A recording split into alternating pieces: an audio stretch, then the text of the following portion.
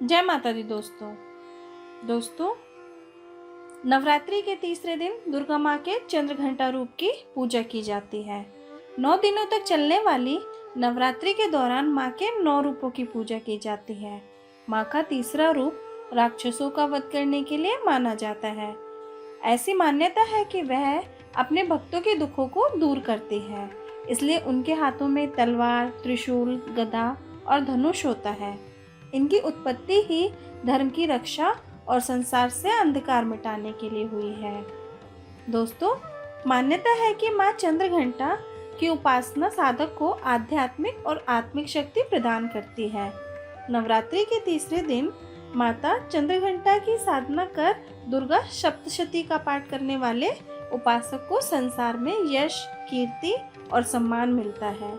दोस्तों, माँ चंद्रघंटा के तीसरे दिन की पूजा के पीछे कारण यह है कि माता का पहला और दूसरा अवतार तो भगवान शंकर को पाने के लिए है। जब माँ भगवान शंकर को पति के रूप में प्राप्त कर लेती हैं, तब वह आदिशक्ति रूप में आ जाती हैं। देवी पार्वती के जीवन की तीसरी सबसे बड़ी घटना के रूप में उन्हें अपना प्रिय वाहन बाघ प्राप्त होता है। यही वजह है कि माता बाघ पर सवार हैं और भक्तों को दर्शन देकर अभय प्रदान करती हैं। दोस्तों, माँ चंद्रघंटा की कृपा मात्र से मनुष्य के समस्त पाप बाधाएं और कष्ट दूर हो जाते हैं। माँ के इस स्वरूप की उपासना से उपासक निर्भय हो जाता है। माँ अपने भक्तों के कष्ट का अतिशीघ्र निवारण कर देती हैं। आदि शक्ति के इस स्वरूप की पूजा करने से नजर दोष, प्रेत बाधा जैसी नकारात्मक चीजों का भय नहीं रहता।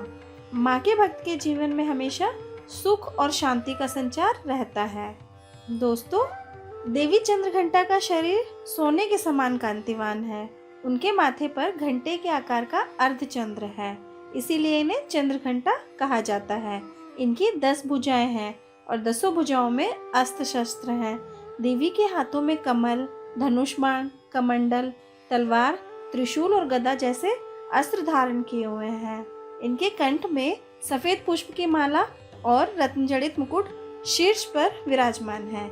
देवी चंद्रघंटा भक्तों को अभय देने वाली तथा परम कल्याणकारी हैं। इनके रूप और गुणों के अनुसार आज इनकी पूजा की जाती है।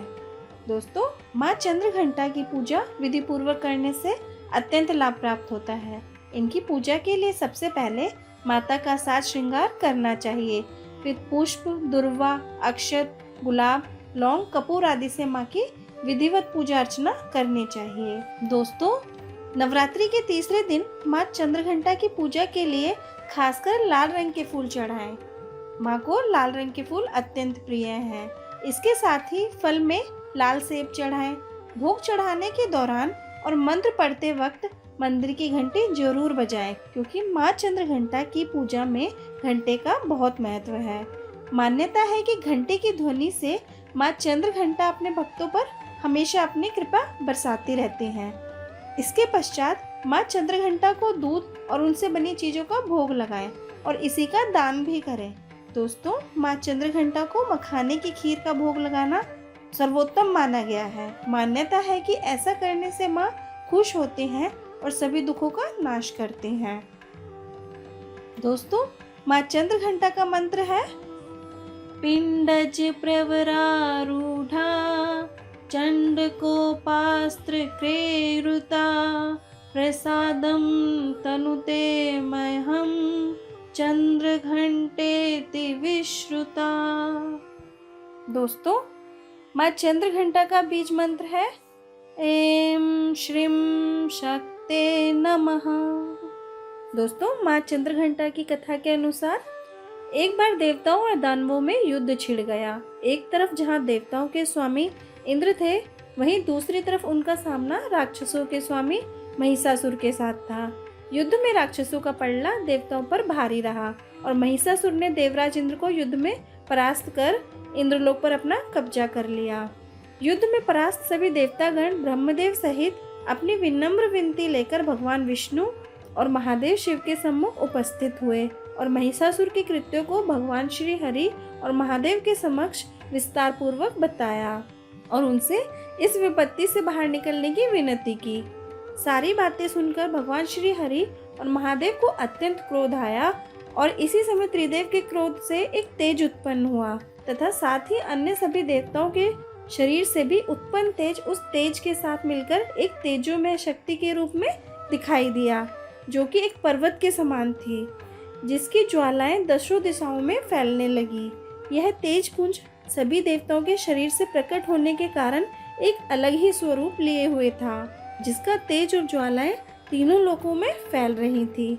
बाद में इस तेज पुंज ने एक 10 भुजाओं वाली देवी का रूप धारण कर लिया, जिसे देखकर पीड़ित देवताओं की प्रसन्नता का ठिकाना ना रहा। इसके पश्चात त्रिदेव सहित सभी देवताओं ने उन्हें भेंट स्वरूप अनेक अस्त्र शस्त्र प्रदान किए। इनमें भगवान शिव ने अपना त्रिशूल, भगवान विष्णु ने अपना सुदर्शन चक्र प्रदान किया, इंद्र ने अपना वज्र और अपने ऐरावत हाथी से उतरकर 1 घंटा देवी को दिया। सूर्य देवता ने अपनी किरणों का तेज और सवारी के लिए सिंह, विश्वकर्मा ने कई अभेद्य कवच और अस्त्र शस्त्र प्रदान किए। इस प्रकार सभी देवताओं ने अपनी शक्ति के अनुसार माता को अस्त्र शस्त्र भेंट किए। सभी देवताओं ने माता की आरती की। इसके पश्चात देवी ने जैसे ही अपने धनुष के डंकार को धरा एवं गगन में छोड़ा तो माँ के वाहन शेर ने दहाड़ना शुरू कर दिया, जिससे संपूर्ण धरती में कंपन होने लगा तथा चारों तरफ सिंह की दहाड़ने की आवाज के साथ साथ घंटे की आवाज भी गूंजने लगी। माता जी ने पल भर में महिषासुर की विशाल सेना को नष्ट कर महिषासुर का संहार किया, जिससे देवताओं को उनका भाग पुनः प्राप्त हो गया। दोस्तों, माता चंद्रघंटा के महात्म्य को दुर्गा सप्तशती में भी कई बार बताया गया है। दोस्तों, अगर आपको मेरी ये वीडियो पसंद आई हो तो प्लीज़ चैनल को लाइक कीजिए, शेयर कीजिए और सब्सक्राइब करना ना भूलें। Thank you.